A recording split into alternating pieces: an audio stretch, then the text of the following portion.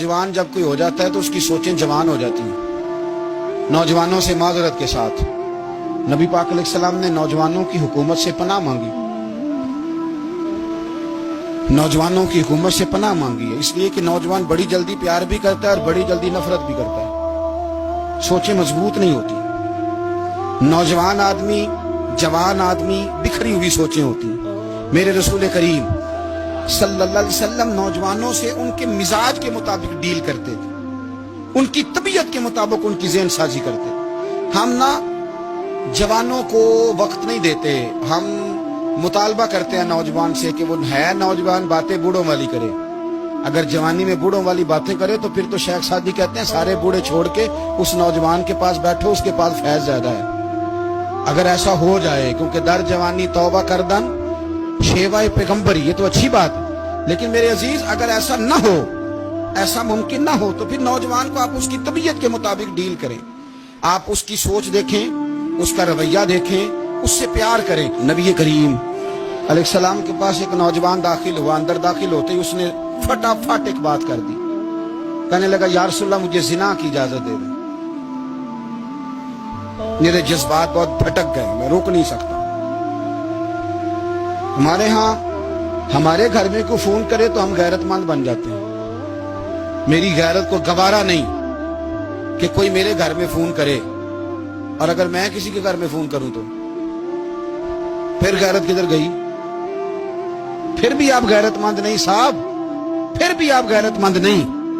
अगर आप किसी के घर फोन करते हैं आप गैरतमंद नहीं, तो याद रखें अगर आप ये हरकत कर रहे हैं तो फिर आपको भी थोड़ा एहसास होना चाहिए ना। नबी करीम सल्लल्लाहु ताला अलैहि वसल्लम से उसने कहा मुझे जिना की इजाजत दे दे। हुजूर फरमाने लगे आगे आ जाओ। हजरत उमर कहते हैं मुझे बड़ा गुस्सा था, मेरा दिल कर रहा था उठूं और 2 थप्पड़ मारूं इसे। तो तरीका है बात करने का।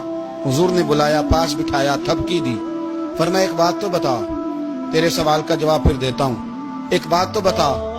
या रसूल अल्लाह सल्लल्लाहु अलैहि वसल्लम इरशाद फरमाइए। हुजूर फरमाने लगे तू पसंद करता है कि तेरी बहन के साथ कोई जिना करे?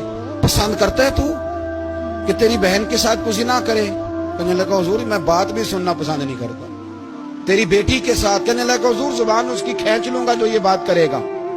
कहा तेरी माँ, तेरी फूफी, खाला? का हुजूर खबरदार, किसी बंदे को मैं इजाजत नहीं दूंगा।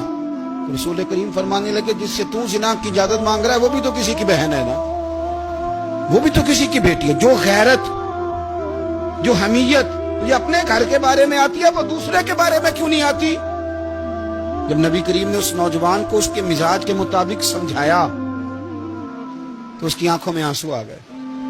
अर्ज करने लगा या रसूल अल्लाह सल्लल्लाहु ताला अलैहि वसल्लम, हुजूर जिना की इरादा तो एक तरफ, आज के बाद मेरी जुबान पर इसका नाम भी नहीं आएगा। आप सामने वाले की नफ्सियात को देखें, आप अपने मूड में ना रहें। मुझे बड़ी अच्छी तरह याद है एक दफा ना मस्जिद में एक बच्चे ने ना आधी बाजुओं की शर्ट पहन के नमाज पढ़ी। एक बाबा जी ने उनको ना मना किया, कहते पूरा कपड़े पा के आया कर, पता नहीं तुम्हें? वो कहने लगा, बच्चा कहने लगा नमाज हो जाती है, बाजू आप फोल्ड करके ऐसे करके बड़े बाजुओं फोल्ड करके पढ़ेंगे तो कराहत है, लेकिन वैसे भी आधे बाजुओं वाली शर्ट में नमाज हो जाती है, लेकिन अच्छा अमल नहीं। अच्छा यही है कि आपके बाजू पूरे हों। तो बुजुर्ग उनसे कहने पूरे कपड़े पहनो। कहने लगा भाई हो जाती है नमाज, मैं भी था। तो मुझे उन्होंने कहा जी हज़रत साहब बात सुनना। मैंने कहा जी हुक्म। कहने लगे इन कपड़ों में नमाज हो जाती है? मैंने कहा जी हो जाती है। कहते लगता है मुंडा चौधरीयां दा है, एक मुंडा लगता है चौधरीयां दा। फटाफट उसी वक्त उन्हीं पैरों पे मैं कह दी है वाकई चौधरीयां दा बच्चा। लेकिन मसला ये है कि दीन चौधरी के लिए भी वही है और गरीब के लिए भी। तो आप इस बच्चे बेचारे को अंदर आने तो दें, इसको मस्जिद में दाखिल होने दें, इंशाल्लाह कपड़े भी ठीक पहन के आ ही जाएगा। लेकिन हमने तो ज़हन बना लिया है कि हमने अपनी मर्जी के मुताबिक लोगों को काबू करना है। हम लोगों की ज़हन के मुताबिक उतरने को तैयार नहीं, बस सारे मेरे मुताबिक चलें। ये तो बात को पेशवा करेगा, मुक्तदा करेगा, वो भी समझाएगा। रसूल करीम अलैहिस्सलातु वस्सलाम लोगों को जबरन नहीं झुकाते थे, हुजूर दलाइल देते। नौजवान बच्चों को मौका दें, इन्हें समझाएं, इन्हें कायल करें, इनसे प्यार करें, इनकी नफ्सियात को समझें, उसके मुताबिक इनके साथ आप डील करें।